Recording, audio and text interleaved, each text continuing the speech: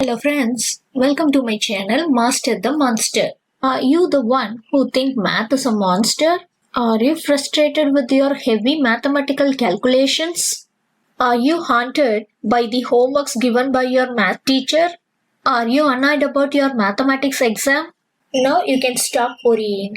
With little interest and regular practice, you can master the monster.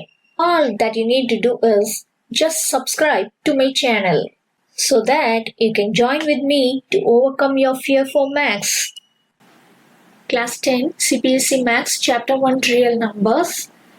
Okay, having discussed about the irrational numbers in our previous exercise, now we move on to the rational numbers. Okay, now what are rational numbers?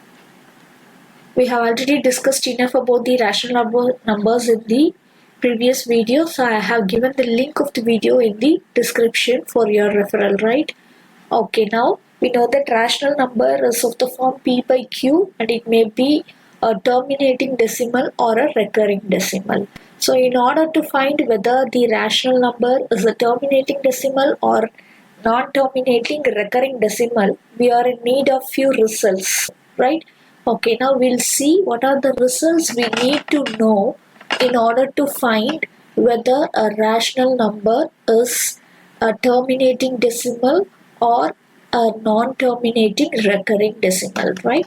Now we'll go to the first result, is theorem 1.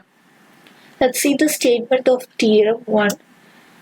Theorem 1 states that let x be a rational number whose decimal expansion terminates, then x can be expressed in the form p by q, where p and q are coprime and the prime factorization of q is of the form 2 power n 5 power m, where n and m are non-negative integers. In order to see the explanation of the statement, I have used some examples. Now consider the following terminating decimals. See, in the theorem it is given x be a rational number whose decimal expansion terminates. So I am considering a rational number which is a terminating decimal whose decimal expansion terminates. So let this 0.104 be my x, right? Now what is the theorem statement? Then it can be expressed in the form p by q. So let me try to express this decimal, terminating decimal in the form p by q, where p and q are coprime. They don't have any factors in common. And the prime factorization of the denominator should be of the form 2 power n 5 power m. Okay, now let's try to find it. Okay, now direct expression of the 0.104 as a rational number is 104 by 10 power 3. So because when you have 10 power 3 in the denominator, we'll shift the decimal point to 3 places so that we get 0.104. So this is the direct way to write a decimal as a fraction, right? Okay, so we have divided it by 10 power 3. Now let me factorize the numerator as well as the denominator. When I factorize the denominator, I get it to be 2 cube into 5 cube. And when I factorize the numerator, it is 2 cube into 13. That is 8 into 13 is 104. 2 into 5 is 10. So the whole cube is 10 cube. I can cancel this 2 cube from numerator and denominator so that I get it to be 13 by 5 cube. So here we see that I have expressed the terminating decimal as a p by q form whose denominator is of the form 2 power n 5 power m. Okay. So this is what the theorem states. If a rational number is a terminating decimal, then we can express it in the form p by q, where q is of the form 2 power n 5 power m. Let me see it with one more example. 0.375. So first we'll express it as 375 by 10 cube, so that when we factorize the numerator, it is 3 into 5 cube. When I factorize the denominator, it is 2 cube into 5 cube. I can cancel 5 cube here so that the fraction is 3 by 2 cube. Let me consider one more example, 0.0875. Now when we express this as a rational number, that is as a fraction, we write it to be 875 by 10 power 4 because we have 4 digits after the decimal point. So I divide the whole number by 10 power 4. Now when you factorize the numerator and denominator, the numerator gets to be 5 cube into 7 and the denominator will be 2 power 4 into 5 power 4. Here again I can cancel 5 cube. It is common in both numerator and denominator, so that I get the final fraction to be 7 by 2 cube into 5. So you see, in all the three cases, if the decimal is a terminating one, that is a terminating decimal, then we can express it as a fraction p by q, where your denominator q is factorized into powers of 2 or 5 or both. So you can factorize it in the form 2 power n, 5 power n. So this is the statement of theorem. Now we read the theorem. Let x be a rational number whose decimal expansion terminates. So we have taken rational numbers whose decimal expansion terminates. Then x can be expressed in the form p by q. So we have expressed them as p by q, where p and q are co-prime. So we have cancelled all the common terms, isn't it? So the final fraction is a fraction in which the numerator and denominator are co-prime. And the prime factorization of q is of the form 2 power n, 5 power m. So when you see the denominator, it will be in powers of 2 and 5, where n and m are non-negative integers. So this is the statement of the first theorem. Okay, now let's see what theorem 2 states. Theorem 2 states that let x equal to p by q be a rational number such that the prime factorization of q is of the form 2 power n into 5 power m, where n and m are non-negative integers. Then x has a decimal expansion which terminates. So this is theorem 2, which states that you are given with rational number p by q, where q is of the form 2 power n, 5 power m. Then this decimal expansion will terminate. That is, theorem 2 is nothing but the converse of theorem 1. That is the reverse of theorem 1. In theorem 1, you are given decimal and you have expressed it in the form p by q. In theorem 2, you are given the rational number in the form p by q and will find the decimal and see that it terminates. Now, for example, you consider the following rational numbers. The first example will be 13 by 125. And let me factorize. 13 is a prime number, so I don't factorize. We couldn't factorize it. And this 125 can be factored as 5 cube. Right? So now this is a rational number of the form p by q, where q is factored in powers of 2 or 5 or both. Right? So here we have 5 power m. Okay, right. Now in order to bring it to the form 2 power n, 5 power m, let me multiply the denominator. Since you have 5 cube, I also bring 2 cube to the denominator, so that I multiply both numerator and denominator by 2 cube. Okay. Now what happens to the denominator? This is 2 into 5 is 10. Therefore my denominator becomes 10 cube and the numerator is 2 cube into 13, that is 8 into 13, 375. So 375 by 10 cube gives me 0.375. So you are given a rational number whose denominator is of the form 2 power n, 5 power m. So 13 by 125 is a rational number given, and we see that the denominator can be factored in the form 2 cube into 5 cube. So the decimal expansion terminates.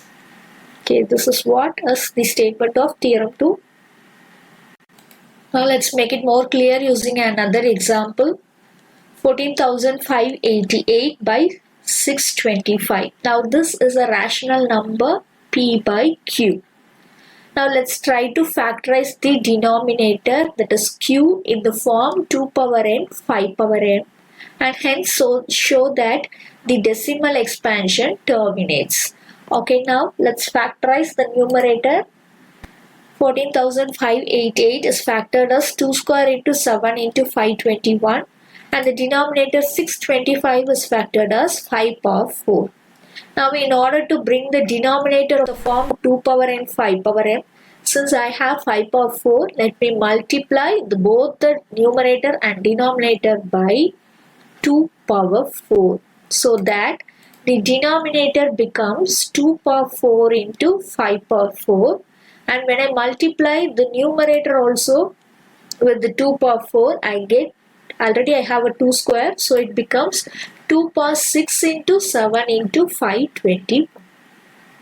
Now let's multiply the terms in numerator and denominator, so that the numerator will be 2,33,408 divided by 10 power 4. So since I have 10 power 4 in the denominator, the decimal expansion of this number is very easy. As I have power 4, 10 power 4, I'll shift the decimal to 4 places from the right, so that I get the decimal expansion to be 23.3408. So we see that we are given a rational number of the form P by Q, and we have expressed the denominator as 2 power n into 5 power m. So, and then we see that the decimal expansion is terminating. Okay, theorem 3 states that let x equal P by Q be a rational number such that the prime factorization of Q is not of the form 2 power n 5 power m. So from our previous two theorems, here Q is not of the form. Then x has a decimal expansion which is non-terminating, repeating. So here Q is not of the form 2 power n 5 power m. So the decimal expansion will not terminate. So non-terminating. But as it is a rational number, non-terminating obviously will become a repeating decimal, that is a recurring decimal, since x is a rational number. So let me see the examples. Consider the rational number 7 by 12. Now when you factorize the denominator, you see that it is 2 square into 3, and you don't have any 2 power n 5 power m. You don't have 5 in the denominator, but you have some other integer 3's which is not of the form 2 power n 5 power m. Okay, now let us see the decimal expansion of this 7 by 12. Let me find the decimal expansion by long division. Okay, let me divide this 7 by 12. Since I can't divide 7 by 12, I take 0 in the quotient and continue division by taking a 0 with 7. Okay, now 12 times 5 is 60, so that I get remainder as 10. Since the remainder is not 0, I again proceed the division with the 0 added. Then now the quotient will be 8. So 12 into 8 is 96, so that the remainder is 4. Again the remainder is not 0, so proceed the division by including a 0. Then I get 3 in the quotient. So because 3 into 12 is 36, again I get the remainder to be 4. Again it's non-zero, so include 0 and proceed the division. Then again you get 3 in the in the quotient. As we get the remainder to be 4 again and again, we are going to get the digit 3 again and again in the quotient. Therefore, we see that the 7 by 12 is equal to a decimal which is non-terminating, because only when we get the remainder to be 0, the decimal will end, isn't it? So here we don't get 0, we are going to get 4 only, and in that case the quotient goes on 3 3 3 3 3. So it is non-terminating, but it is recurring because the digit 3 is repeated again and again. So we see that a fraction whose denominator is not of the form 2 power n 5 power m is a non-terminating repeating decimal. So this is the statement of theorem 3. Okay, now let's conclude what we have seen throughout. we have seen that a rational number p by q has a decimal expansion that is terminating if the factorization of denominator has only powers of 2 or powers of 5 or powers of both. So in the denominator, if you have 2 power some number or 5 power some number or both, that is 2 power into 5 power, then that decimal, that rational number will have a terminating decimal. And if the denominator has some other integers than this 2 and 5, so now we saw 3 in the denominator. In that case, the decimal will not be terminating. These two results we are going to apply in exercise 1.4 in order to solve the problems and find out whether the given rational number is terminating or non-terminating decimal, right?